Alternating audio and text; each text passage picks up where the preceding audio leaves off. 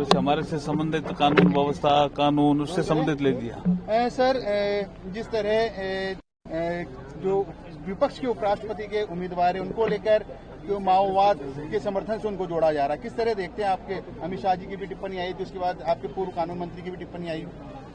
देखिए, जो चुनाव लड़ता है, अभी कुछ लोग ऐसा समझते हैं कि वो उपराष्ट्रपति बन गए हैं।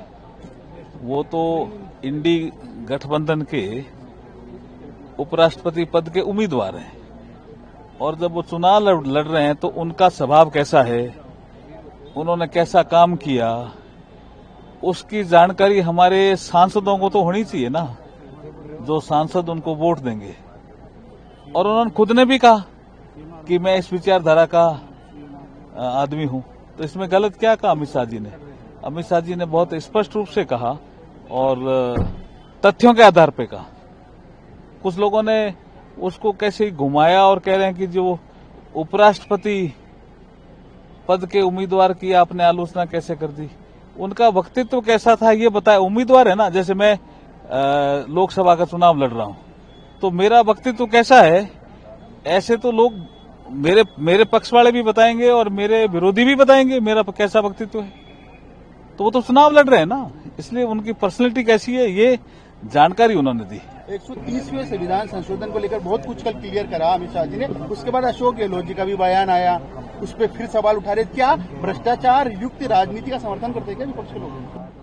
और आपने भी उनको अभी अपने क्वेश्चन के माध्यम से उनको खींचा। हम ये पूछना चाह रहे थे, अब मैं अशोक गहलोत जी को भी पूछना चाह रहा हूं आपके माध्यम से, कि ऐसा कोई मंत्री, मुख्यमंत्री या इवन प्रधानमंत्री भी जो किसी ऐसे अपराध में लिप्त है जिसमें सजा 5 साल या इससे ज्यादा हो सकती है और जांच एजेंसियों ने उसको दोषी माना और वो जेल के अंदर है, कोर्ट उसको जमानत नहीं दे रही है और 30 दिन हो गए, तो क्या आप जेल से ही गुड गवर्नेंस करना चाहते हो, जेल से ही प्रशासन चलाना चाहते हो?